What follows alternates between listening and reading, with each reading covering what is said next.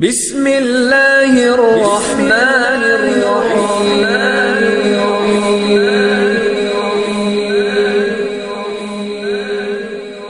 اعوذ باللہ من الشیطان اللعین الرجیم بسم اللہ الرحمن الرحیم۔ تمام حمد اس پروردگار کے لیے ہے جو سارے جہاں کا پالنے والا ہے، رحمان ہے، رحیم ہے، روز جزا کا مالک ہے، غفار ہے، ستار ہے، ہماری دعاؤں کو سننے والا ہے اور اس میں استجابت عطا کرنے والا ہے۔ درود و سلام ہو رسول اور آل رسول پر، درود و سلام ہو علی اور آل علی پر، درود و سلام ہو رضا غریب پر، درود و سلام ہو مجتہد پرور کریم اہل بیت فاطمہ معصومہ قم سلام اللہ علیہا پر کہ جن کی کرم فرمائیوں سے علم دین پوری دنیا میں روشن ہے۔ ناظرین کرام، السلام علیکم ورحمۃ اللہ وبرکاتہ۔ ایک بار پھر سے آپ کا میزبان سے ساجد حسین نظوی حاضر ہوا ہے۔ آپ کا ہمارے چینل زینب میڈیا میں خیر مقدم ہے۔ ناظرین، آج کا ہمارا موضوع ہے ضرورت مندوں کی مدد امام جواد علیہ السلام کی نظر میں۔ اسی موضوع سے متعلق گفتگو کرنے کے لیے ہمارے درمیان تشریف فرما ہیں حجت الاسلام والمسلمین عالی جناب مولانا سید عابد رضا نوشاد صاحب قبلہ۔ آئیے ہم قبلہ کی خدمت میں حرف التماس لے کر حاضر ہوتے ہیں۔ السلام علیکم ورحمۃ اللہ وبرکاتہ۔ وعلیکم السلام ورحمۃ اللہ وبرکاتہ۔ قبلہ، ہم آپ کے انتہائی شکر گزار ہیں۔ خدا بند عالم آپ کو جزائے خیر دے، تنگی وقت کے باوجود آپ تشریف لے آئے، خدا بند عالم انشاءاللہ اس کا اجر دے گا۔ قبلہ، جیسا کہ ہمارا موضوع ہے ضرورت مندوں کی مدد امام جواد علیہ السلام کی نظر میں، ہمارے پاس کچھ سوالات ہیں۔ سب سے پہلا سوال ہمارا یہ ہے کہ خدمت خلق اور انفاق اور صدقے کی اہمیت اور بنیادی شرائط کیا ہیں امام محمد تقی علیہ السلام کی نظر میں؟ بسم اللہ الرحمن الرحیم، الحمدللہ رب العالمین وصلی اللہ علی محمد وآلہ الطاہرین۔ میں بھی شکر گزار ہوں کہ آپ نے یہ موقع فراہم کیا۔ سوال آپ کا انتہائی اہم ہے۔ امام محمد تقی علیہ السلام کی شہادت کے موقع پر یہ پروگرام نشر ہو رہا ہے، لہٰذا میں تعزیت بھی پیش کرتا ہوں۔ جو سوال آپ نے کیا، ظاہر ہے کہ آج کے جو دنیا کے حالات ہیں اس کے پیش نظر انتہائی ایک اہم سوال ہے۔ ظاہر ہے کہ فلسفہ خلقت جو قرآن مجید نے بیان کیا ہے وہ یہی ہے کہ وما خلقت الجن والانس الا لیعبدون۔ فلسفہ خلقت عبادت پروردگار ہے، اور عبادت میں جہاں بہت ساری عبادتیں آپ کے ذہن میں آتی ہیں عبادت کا لفظ سن کے، وہیں ایک عظیم ترین عبادت یا عظیم ترین عبادات میں سے ایک عبادت خدمت خلق ہے۔ بے شک، بنی نوع بشر کی خدمت ہے، ضرورت مندوں کی ضرورتوں کو پورا کرنا، یہ انتہائی اہم ہے اللہ سبحانہ و تعالیٰ کی نظر میں۔ اور میں کیوں کہہ رہا ہوں کہ یہ عظیم ترین عبادات میں سے ایک عبادات ہے، اس کی وجہ یہ ہے کہ مختلف روایات میں اس بات کی طرف اشارہ کیا گیا ہے۔ جیسا کہ امام جعفر صادق علیہ السلام ارشاد فرماتے ہیں کہ من سعى في حاجة أخيه المؤمن فكأنما عبد الله 9,000 سنة سبحان اللہ، صائما نهاره وقائما ليله۔ سبحان اللہ، آپ دیکھیں کتنی عظمت ہے کیا کہیں کہ جو بھی اپنے مومن بھائی کی حاجت کی برابری کے لیے کوششیں کرتا ہے، ٹھیک ہے، پیسے سے، مال سے، زبان سے کہیں سفارش کر کے اس کی حاجت کو پورا کر سکتا ہے، جیسے بھی وہ کوشش کرتا ہے کہ ایک مومن کی حاجت پوری ہو جائے، تو اس کا اثر، اس کا نتیجہ یا اس کا ثواب معلوم ہے کیا ہے؟ ثواب یہ ہے جو روایت امام جی فرما رہے ہیں کہ جیسے اس نے ہزاروں سال جو ہے عبادت پروردگار کی ہو، 9,000 سال تک عبادت پروردگار کی ہو، کس حالت میں کہ دنوں میں اس نے روزہ رکھا ہو اور راتوں کو عبادتیں کی۔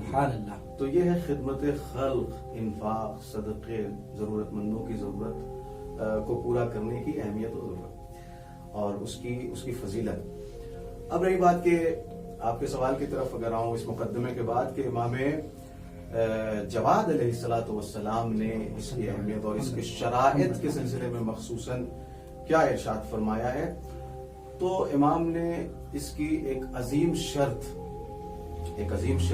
یہ بیان کی ہے کہ اس میں، اس حاجت کی برابری میں، انفاق میں، صدقے میں اخلاص ہونا چاہیے۔ بے شک، اخلاص ہونا چاہیے، اس لیے کہ ظاہر ہے کہ اخلاص ہر عمل کی روح ہے۔ اگر عمل میں اخلاص نہیں ہے تو وہ بے روح، اس کا کوئی فائدہ نہیں۔ عمل کی مقبولیت اخلاص پر استوار ہے، سبحان اللہ۔ اور یہ بالکل ایک حقیقت ہے. تو ظاہر ہے کہ امام اس سلسلے میں ہماری توجہ مرکوز کرانا چاہتے ہیں، لہذا ارشاد فرماتے ہیں کہ الابقاء علی العمل اشد من العمل. کون فرما رہا ہے؟ امام محمد تقی علیہ السلام، جن کی شہادت کی تاریخ ہے. فرما رہے ہیں کہ عمل پر اپنے آپ کو باقی رکھنا یہ عمل سے زیادہ سخت ہے. یعنی کیا؟ یعنی بعض اوقات ایسا ہوتا ہے کہ انسان عمل تو بڑے خلوص سے انجام دے لیتا ہے. بہت سے لوگ تو عمل بھی دکھاوے کے ساتھ کرتے ہیں، ریا کے ساتھ کرتے ہیں. بہت سے لوگ نہیں اتنا پتا ہوتا ہے ان کو کہ بھائی اگر دکھاوا کریں گے تو لوگ سمجھ جائیں گے کہ ایسا انسان ہے دکھا کے دے رہا ہے. بہت سے لوگ ہیں، آپ نے دیکھا ہوگا کہ مدد کرتے ہیں مگر ڈھنڈورا زیادہ پیٹتے ہیں. جی آج کل سوشل میڈیا کا دور ہے، اپنی فوٹو کے ساتھ اور جس کی مدد کر رہے ہیں اس کی فوٹو کھینچ کر اس پر یعنی ایک تو اس پر احسان جتا رہے ہیں، ایک تو اپنے اخلاص کو نابود کر رہے ہیں، دوسرے کہ اس مومن بھائی کی عزت سے بھی کھیل رہے ہیں. چہرہ ہر انسان کی عزت ہوتی ہے. امام یہ فرما رہے ہیں کہ تو عمل میں تو اخلاص ہونا ہی چاہیے. الابقاء علی العمل، عمل پر باقی رہنا عمل سے زیادہ سخت ہے، عمل سے زیادہ سخت ہے. بہت سے لوگ پہلے مرحلے میں اخلاص کی رعایت کرتے ہیں، لحاظ رکھتے ہیں، لیکن دھیرے دھیرے اب بہرحال ان کو شیطان جو ہے بہکاتا ہے کہ تم نے اتنی بڑی نیکی کر ڈالی، اتنی مدد کی اتنے لوگوں کی، لیکن کسی کو پتہ ہی نہیں چلا. اظہار کرنا چاہیے تو فائدہ کیا ہوا؟ تو اب اس کو بھی لگتا ہے ہاں بھائی فائدہ کیا ہوا، ہم نے مدد بھی کی اور کسی کو پتہ بھی نہیں چلا. جبکہ اس کو توجہ رکھنی چاہیے کہ اللہ دیکھ رہا ہے تو وہی کافی ہے. سب کے شروع میں اس نے خلوص سے دل سے کیا. جی وہی ابقاء علی العمل، باقی رہنا، عمل پر اپنے خلوص سے عمل پر باقی رہنا. تو جناب مسئلہ کیا ہوتا ہے پھر؟ وہ کیا کرتا ہے کہ ظاہر ہے کہ اعلان تو نہیں کر سکتا آگے، لہذا وہ باتوں میں کنائے میں کوئی اور بات چل رہی تو اس میں کوئی ضمناً کوئی ایسی بات کہتا ہے، کوئی اشارہ کرتا ہے کہ یہ ظاہر کر دے کہ بھائی میں نے فلاں صاحب کی یا کسی کی مدد کی تھی. تو جیسے ہی یہ چیز آتی ہے اخلاص نہ ہو جاتا ہے. تو پوچھنے والے نے یہ پوچھا امام سے، امام محمد تقی سے، کہ مولا یہ ابقاء علی العمل، عمل پر باقی رکھنا اپنے آپ کو، عمل پر باقی رہنا، اس سے مراد کیا ہے؟ تو مولا نے فرمایا کہ یصل الرجل بصلۃ وینفق نفقۃ للہ وحدہ لا شریک لہ فکتب لہ سرا. کہہ رہے کہ ایک انسان ابقاء علی العمل، عمل پر باقی رہنا کیسے ہے، کیا ہے اس کا مطلب؟ کہا کہ ایک انسان کیا کرتا ہے، کوئی نیکی کرتا ہے، کوئی انفاق کرتا ہے، کسی کو دیتا ہے اللہ کو نظر میں رکھ کے. واقعی اللہ شروع جو کرتا ہے وہ اللہ کے لیے کرتا ہے، ٹھیک ہے. تو جب وہ انفاق کر دیتا ہے تو کیا لکھ دیا جاتا ہے اس کا کہ اس نے یہ انفاق سری طور پر کیا، یہ لکھ دیا جاتا ہے. بڑے اجر و ثواب کی بات ہے کہ صرف اللہ کے لیے کیا.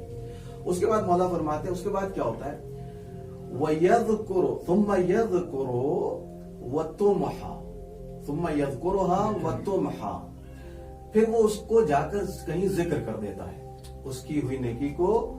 تو پہلا عنوان جو لکھا گیا تھا اس نے پوشیدہ طور پر مدد کی وہ ختم ہو جاتا ہے اور فَتُكْتَبْ لَهُ عَلَانِيَةً، پھر لکھ دیا جاتا ہے کہ اس نے علانیہ نیکی کی. لیکن ابھی بھی نیکی اللہ ڈیلیٹ نہیں کرتا ہے، محو نہیں کرتا ہے، باقی رکھتا ہے، لیکن عنوان ختم ہو جاتا ہے سری.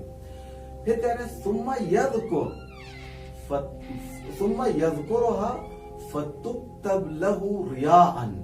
اس کے بعد پھر ذکر کرتا ہے، پھر اس کو لوگوں کو جا کر بتاتا ہے. تو اب کیا ہوتا ہے، اب اس کے لیے وہ ریا کے عنوان کے تحت لکھ دیا جاتا ہے کہ اس نے ریاکاری کی.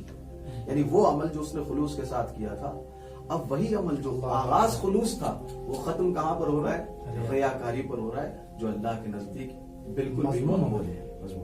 تو پہلی شرط تو یہ ہوئی کہ انسان اخلاص رکھے عمل میں بھی اور عمل پر باقی رکھنے میں بھی اپنے آپ کو اخلاص رکھے. کبھی بھی جو مدد کی ہے، کوئی نیکی کی ہے، اس کو ظاہر نہ کرے، لوگوں کو بتائے نہیں.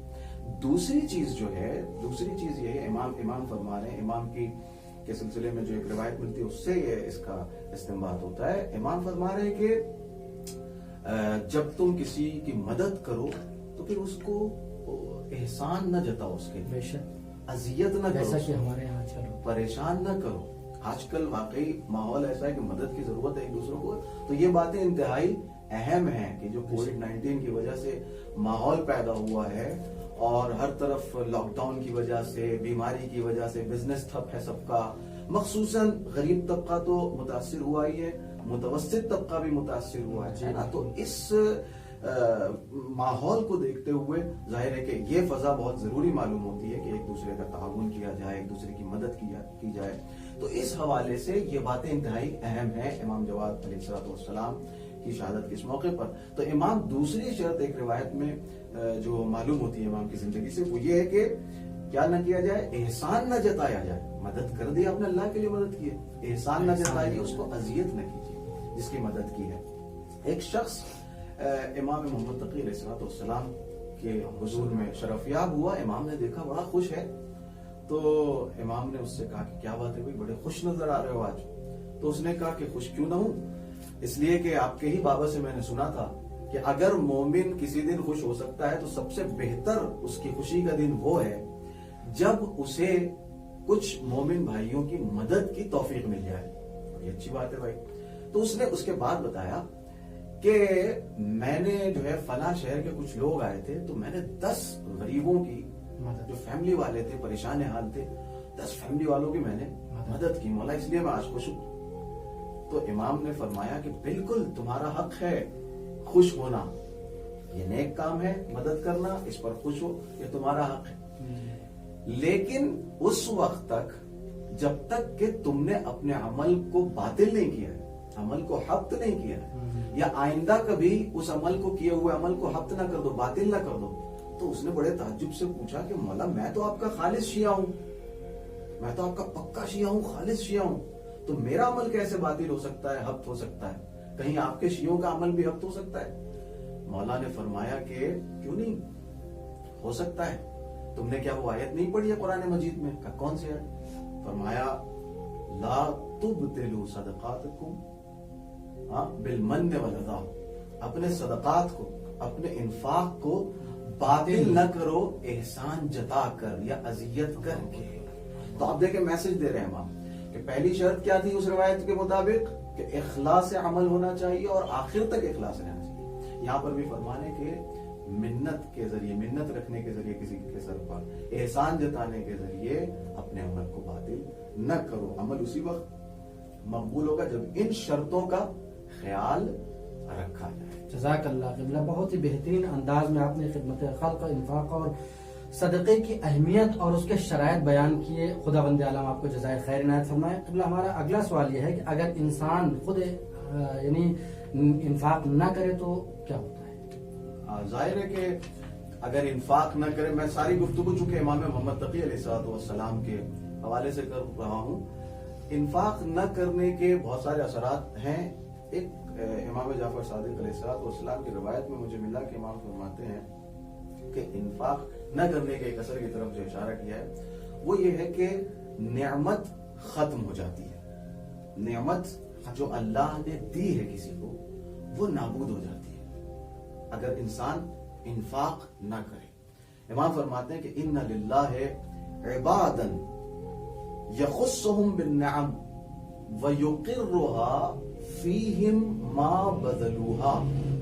امام فرما رہے ہیں کہ اللہ سبحانہ و تعالی کے کچھ بندے ہوتے ہیں جن کو اللہ خاص نعمتیں عطا کرتا ہے, کچھ نعمتوں سے ان کو مخصوص کر دیتا ہے کہ بھئی ان کو اللہ نے نوازا ہے. مثلا کچھ ایسے بندے ہوتے ہیں تو اس نعمت کو اللہ سبحانہ و تعالی ان میں باقی رکھتا ہے. لیکن کب تک؟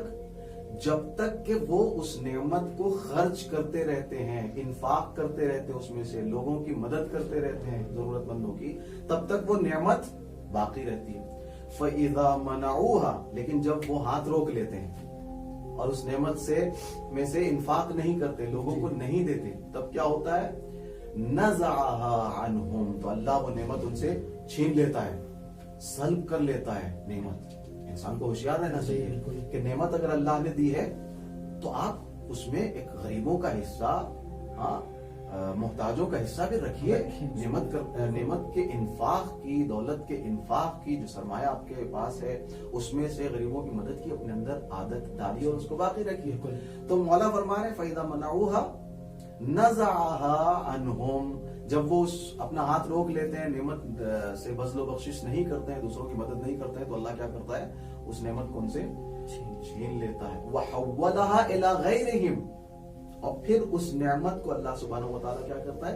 کسی اور کو دے دیتا ہے.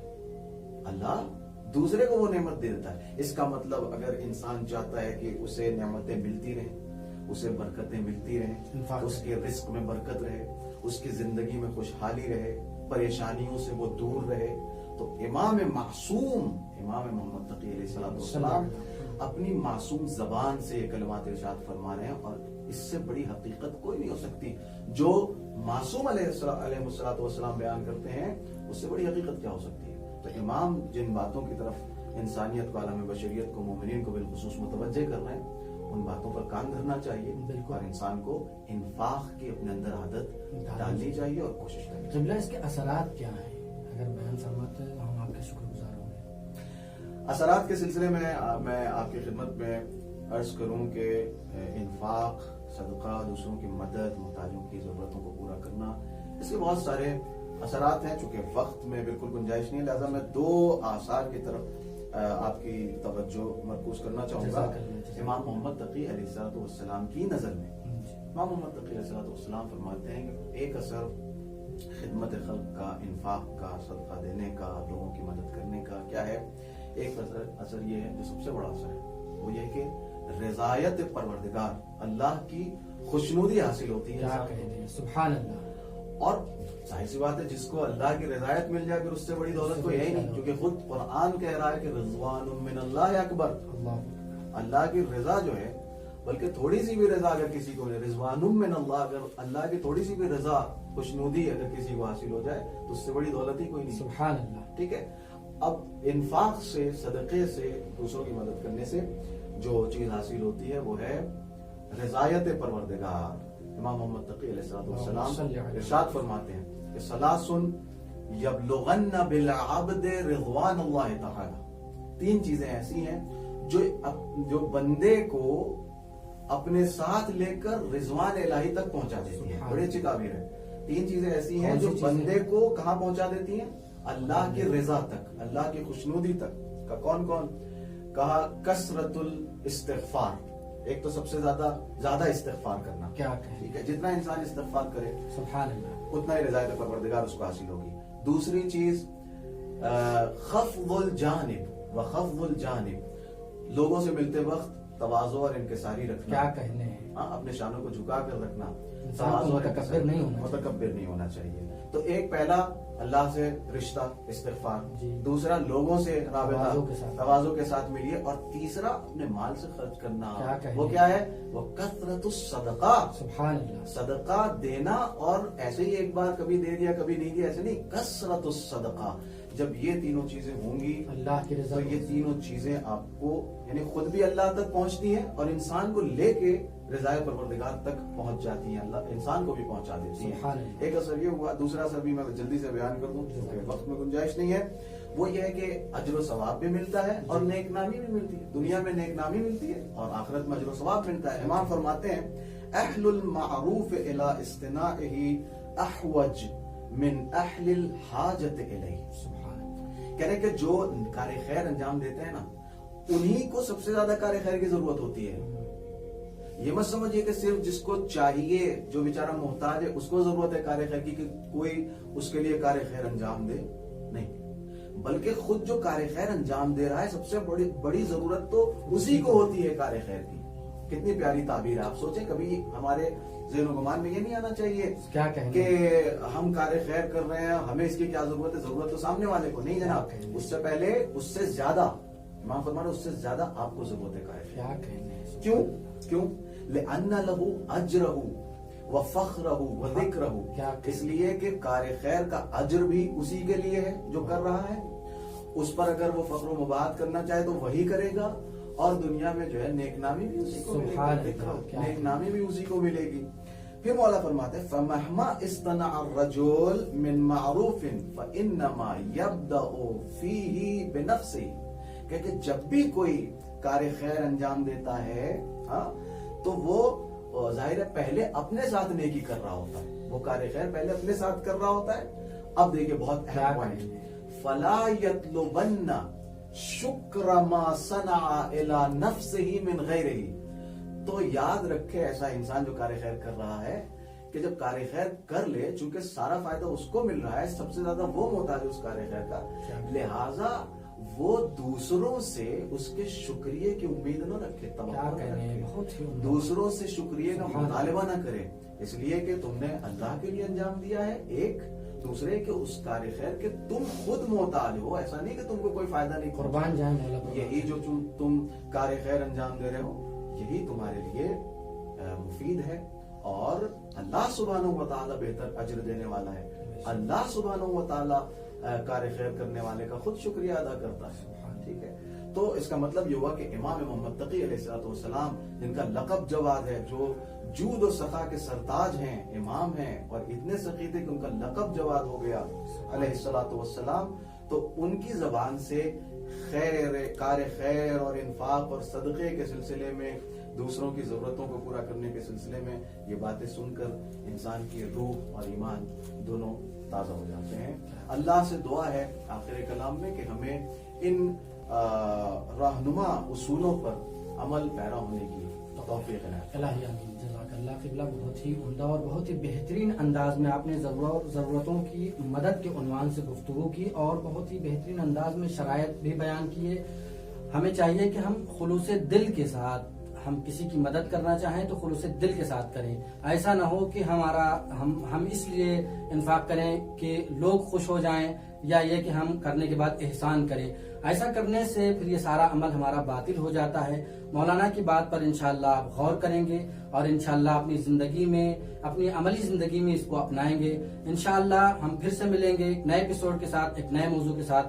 جب تک کے لیے ہم خدا حافظی چاہتے ہیں۔ فی امان اللہ، خدا حافظ، والسلام علیکم۔ صدق الله العلي العظيم.